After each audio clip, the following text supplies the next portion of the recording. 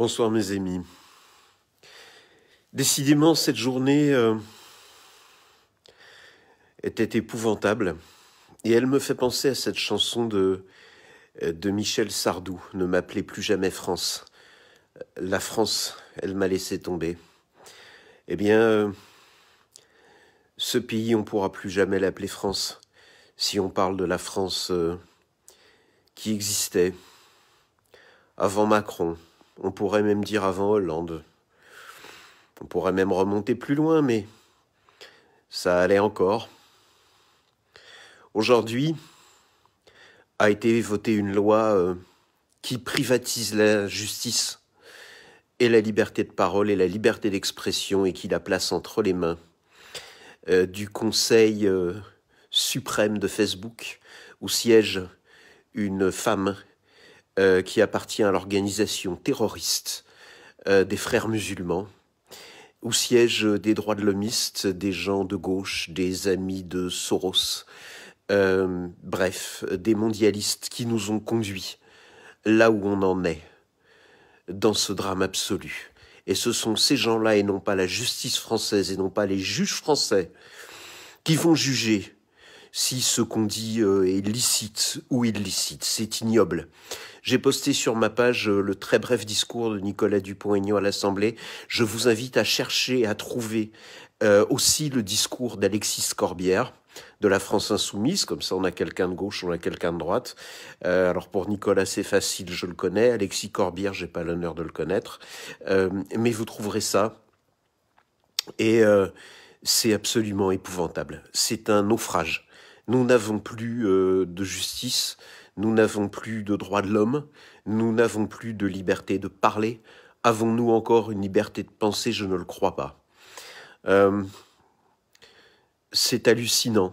Un ami français qui habite à Minsk me disait mais je comprends pas, nous ici on peut dire à peu près n'importe quoi sur les réseaux sociaux. Alors évidemment, si on dit que le président est un con, bah on sera convoqué, on va se faire taper sur les doigts. Mais bon, si c'est la première fois, ça s'arrêtera là. Mais il ne censure pas a priori.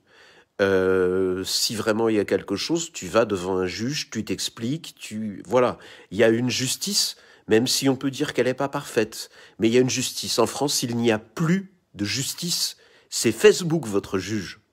C'est Facebook qui décide de votre liberté d'expression. Ce régime est tyrannique. Tyrannique. Après les enfants qui doivent s'asseoir sur des croix par terre sur le sol mouillé pour manger. Après le gouvernement qui refuse, et il est l'un des derniers au monde, qui refuse le traitement à la chloroquine. Alors que l'étude scientifique de l'hôpital de Garches est très claire, que la quasi-totalité des pays du monde maintenant utilisent ce traitement, eh ben nous non. Nous on dit qu'on n'a pas de traitement et on en profite et on fait durer le confinement. Résultat, les banques ont annoncé, j'ai posté le lien aussi sur ma page, que le choc allait être extrêmement rude en termes de faillite, en termes d'entreprises qui ferment. Une grande partie de ceux qui me regardent actuellement et qui sont salariés, vous allez vous retrouver au chômage. Voilà. Moi, je suis à peu près rassuré, et encore, parce que, voilà, j'ai 2 employeurs qui ont les reins solides, et puis du télétravail, j'en ai toujours fait, donc c'est pas trop un souci. Mais je pense à vous. Je pense à vous, mes amis, parce qu'au mois de septembre, ça va être terrible. Ça va être terrible, les inscriptions à Pôle emploi. Pendant ce temps-là, vos gosses à l'école qui seront endoctrinés pour dire que le gouvernement est génial. Le gouvernement qui continue à refuser le traitement du professeur Raoult et à dire que des études sont en cours pour un vaccin pour 2021. Non mais vous savez qu'un vaccin, normalement, il faut 5 ou 6 ans pour le mettre au point. Vous imaginez un vaccin mis au point en 6 mois ou en 9 mois au grand maximum, à quel point c'est dangereux. Souvenez-vous, Le SRAS, c'est-à-dire le premier coronavirus de 2003, ils le cherchent encore, le vaccin, ils ne l'ont pas trouvé. Le sida, ils le cherchent depuis 40 ans, ils ne l'ont pas trouvé. Et là, on nous dit qu'on aura un vaccin, Sanofi, qui refuse de faire tourner son usine de chloroquine, sauf pour les pays étrangers, mais pas pour la France. Sanofi annonce qu'il y aura peut-être un vaccin en 2021, et pire, c'est la nouvelle de ce soir, vous l'avez peut-être pas lu, ben, je vais vous l'apprendre.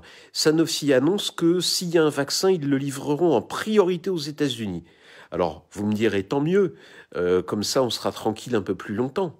Mais rien que le principe est hallucinant, une entreprise française qui dit ça. Mais on rêve. Alors, bien entendu, vous allez me dire, moi, un vaccin, jamais. Ben écoutez, je ne sais pas quelles seront les punitions que le gouvernement vous infligera si vous refusez le vaccin. Et en tout cas, pour vos enfants, vous ne pourrez pas le refuser. Parce qu'il y a ce qu'on appelle les vaccins obligatoires. Vous savez que pour les très jeunes enfants, il y a maintenant 11 vaccins obligatoires.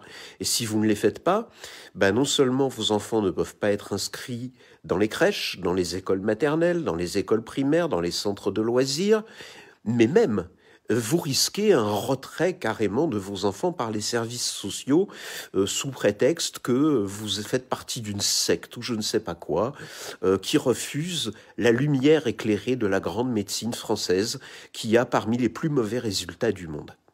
Voilà. Pendant ce temps-là, moi j'ai posté tranquillement sur ma page privée le défilé qui a eu lieu à Minsk le 9 mai, un pays où le mot confinement n'existe pas, avec les troupes parachutistes féminines pour faire plaisir à mon épouse. C'est ses anciennes camarades.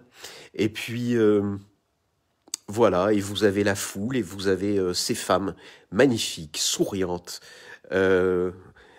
toutes ces Russes blanches qui...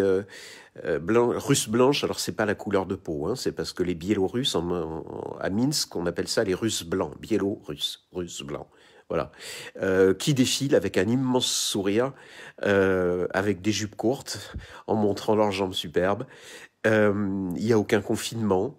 Il y a des vieillards entassés dans la foule, en grand uniforme. Et le pays s'en sort de façon superbe, grâce au traitement qu'il aurait fourni d'ailleurs par leur grand frère, qui est là aussi, et dont l'armée défilait avec l'armée biélorusse, c'est-à-dire la Russie. Et voilà, et en Russie, on déconfine. J'ai posté aussi aujourd'hui sur ma page des photos. Alors pas aujourd'hui, parce qu'aujourd'hui il a neigé. Ils ont perdu 20 degrés en 2 jours, ou 25 degrés, je crois, en 2 jours. Mais Moscou déconfine et vous commencez à avoir des plages avec des adolescentes en maillot de bain qui s'allongent, qui se mettent au soleil. En France, on a le droit d'aller sur les plages, mais pas de s'allonger. Non, non, non. Il faut se croiser, il faut bouger. C'est logique, hein ? C'est logique, parce que si on reste sur place, très éloignés les uns des autres, on risque rien. Mais non, en France, les plages, attention, hein, il faut être actif, il faut bouger. Super pour les gosses, super pour les grands-parents qui ont du mal à se déplacer, super pour tout le monde. Ce pays est dans le même état que le France, qui a été vendu à l'étranger, qu'on a appelé le Norway, et puis qui ensuite a fini dans un chantier de démolition, découpé morceau par morceau, et qui aujourd'hui n'existe plus. Réécoutez la chanson de Michel Sardou, et pleurez sur ce qui fut ce pays. Et toi, Macron, le peuple français un jour fera justice. Bonne soirée, mes amis.